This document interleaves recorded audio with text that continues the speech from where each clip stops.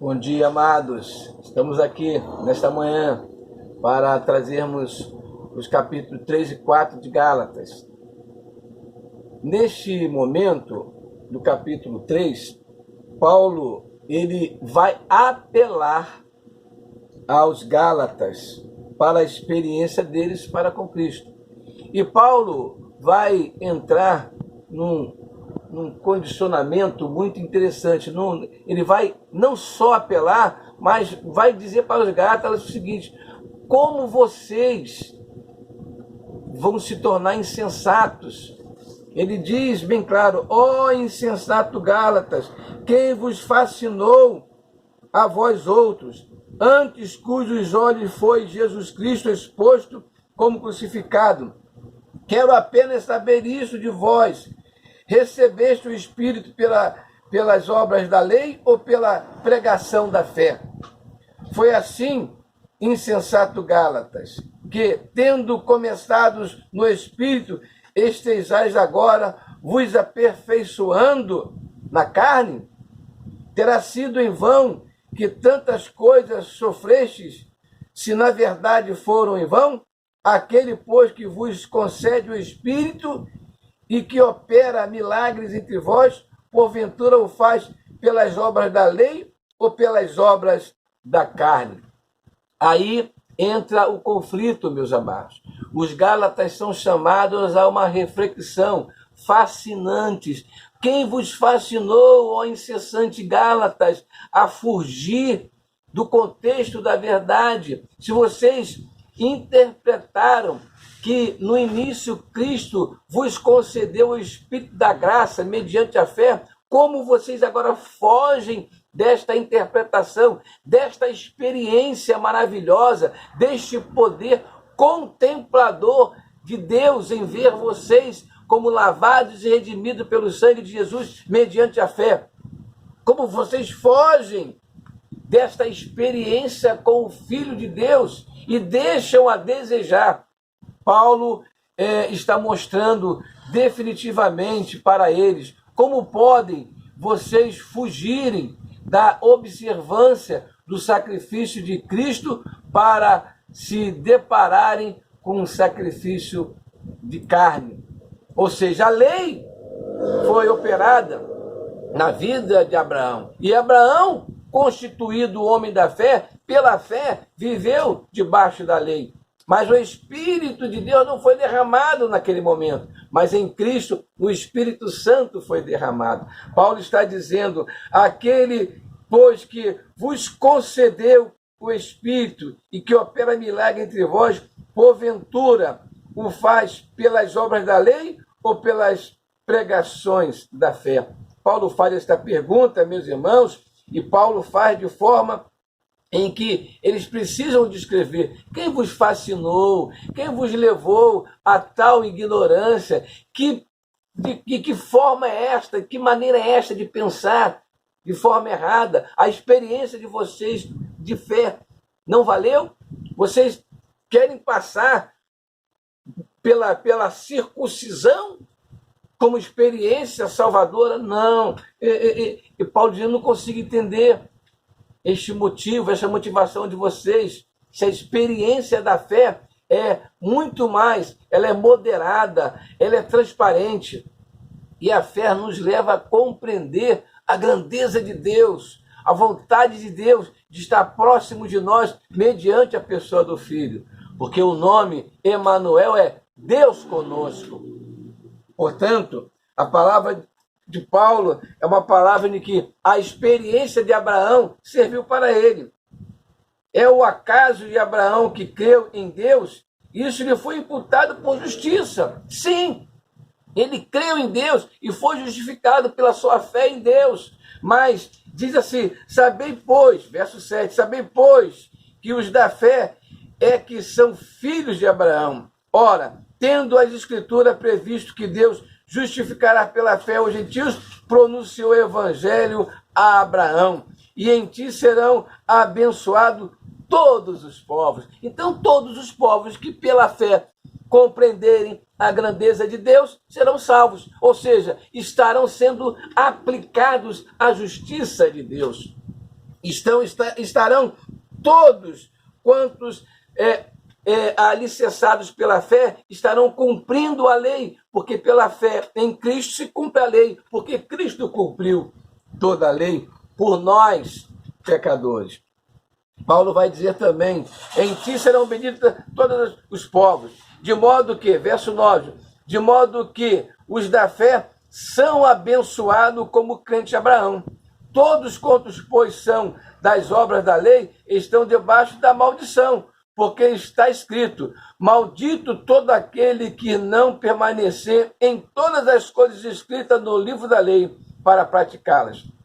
E é evidente que pela fé ninguém é justificado diante de Deus, porque o justo viverá pela fé. Ora, a lei não procede de fé, mas aquele que observa os seus preceitos, por eles viverá. Cristo nos resgatou da maldição da lei, fazendo-se próprio maldição em nosso lugar, porque está escrito, maldito todo aquele que for pendurado em um madeiro, para que a bênção de Abraão chegasse aos gentios em Jesus Cristo, a fim de que recebêssemos pela fé o Espírito prometido. Então Jesus cumpriu a lei. O cumprimento da lei é Jesus. E se eu tenho fé em Jesus, eu estou participativo da prática da lei. Já não pesa mais sobre mim uma condenação. Toda maldição por não se cumprir a lei está em Jesus, porque ele cumpriu a lei, porque ele se tornou maldito por nós. Ele cumpriu a lei e agregou em si as nossas maldições, para que, pela maldição que ele carregou, fosse crucificado na cruz, e o seu sangue nos purifica de todo o pecado. A lei não pode invalidar de forma alguma as promessas de Deus. Paulo vai defender isso. Portanto, Paulo, ele manifesta categoricamente que a tutela da lei para nos conduzir a Cristo. É a tutela da lei que nos conduz a Cristo. Verso 23 vai dizer assim, do capítulo 3. Mas antes que viesse a fé, estávamos sob a tutela da lei e nela encerrados, para essa fé que de futuro haveria de revelar-se, de maneira que a lei nos serviu de aio para nos conduzir a Cristo, a fim de que fôssemos justificados por fé. Mas tendo vindo a fé, já não permanecemos subordinados ao aio, ou seja, a lei. Pois todos vós sois filhos de Deus, mediante a fé em Cristo Jesus, porque todos quanto foste batizados em Cristo, de Cristo foste revestidos.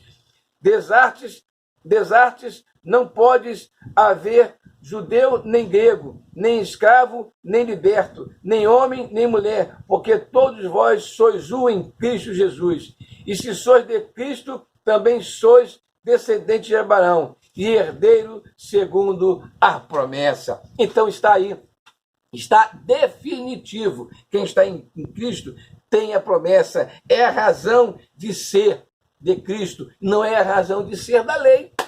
A razão que tenho de me justificar é que eu sou de Cristo e debaixo da graça de Cristo eu estou, e mediante a fé em Cristo eu conservo a minha liberdade, a nossa liberdade é Cristo Jesus.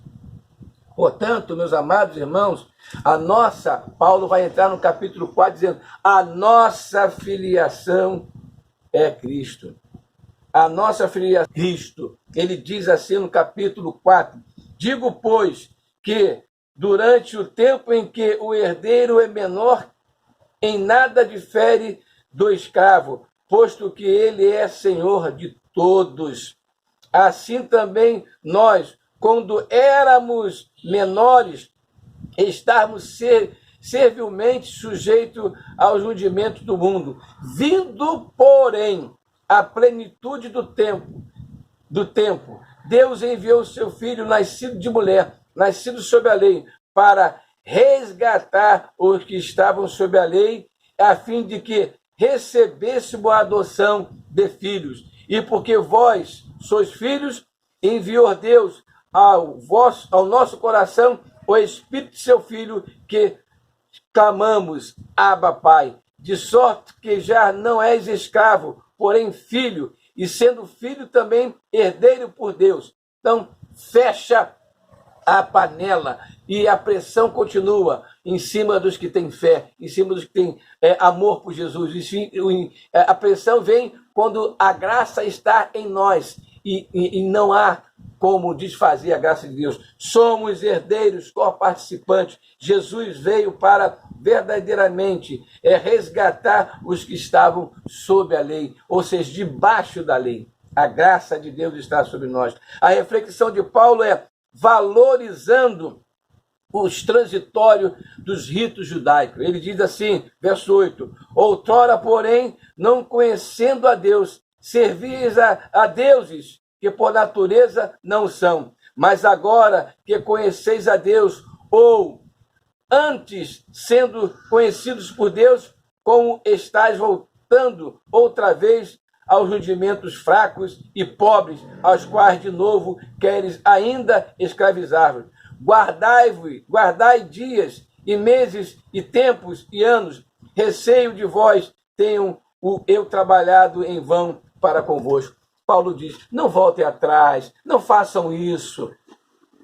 Eu preguei a verdade para vocês, mostrei a verdade para vocês. Paulo está numa perplexidade. Como pode vocês tratarem assim as verdades que eu vos anunciei, voltando ao rudimento do mundo? Deus conhece vocês, vocês conhecem o Deus vivo através do Filho. Como é que vocês voltam a escravizar-se?